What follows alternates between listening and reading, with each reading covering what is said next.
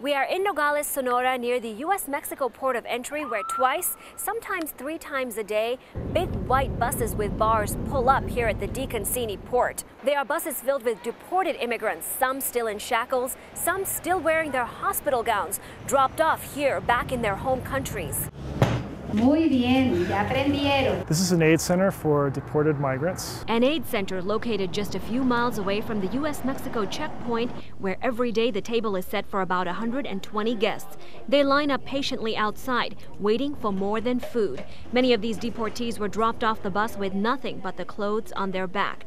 But U.S. Customs and Border Patrol agents say that's the risk you take when you break the law. Stepped-up immigration raids and arrests involving illegal immigrants have led to more than 400,000 deportations just this year. They are guys like Antonio Bravo, who took that chance to sneak across the border illegally. He didn't make it very far. It's sad. I couldn't make it to be there with my dad. Oh well. U.S. Immigration and Customs Enforcement officials say more than half of the deportees have felony or misdemeanor convictions.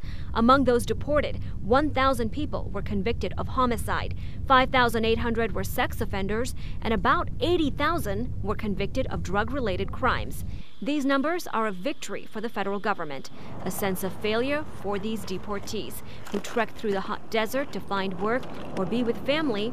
It's a big risk they choose to take.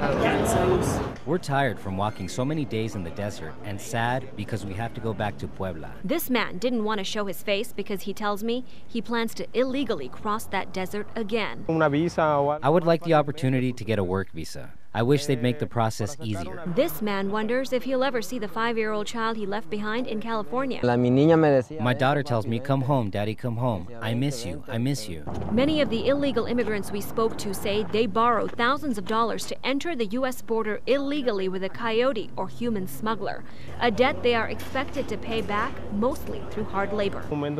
You get to a point of wondering what's going to happen to me if I don't give them their money. U.S. Border Patrol officials say the desperation many face to pay back that debt leads them to commit other crimes. He's desperate, very desperate.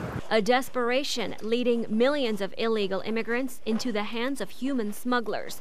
The lure of the promise of a job is strong, but more difficult to obtain now with immigration raids more commonplace. Of course, I mean, you know, even the Mexicans, they used to hire Mexicans or restaurants are very scared now. You know, the fines are heavy. The latest busload of deportees may be able to get a bowl of hot soup and clothes here, but many of them will end up on the streets. Here's where those of us who have nowhere else to go live. We're the homeless. Jorge shows us where 30 of them are living, a dark tunnel underground. But Jorge says even this is part of achieving that American dream. Like many of his companions, he plans to sneak across the border again. I've tried it recently and made it into Rio Rico, but in no time, Border Patrol agents were all over me on their ATVs and on horseback. It's a never-ending cycle. Federal authorities say about 2/3 of those deported either recently crossed the border or have done so repeatedly. They're willing to risk their limbs, even their lives, for that small shot of escaping from a life full of poverty. In Nogales, Sonora, Sonu Wasu, KOLD News 13, live local late breaking.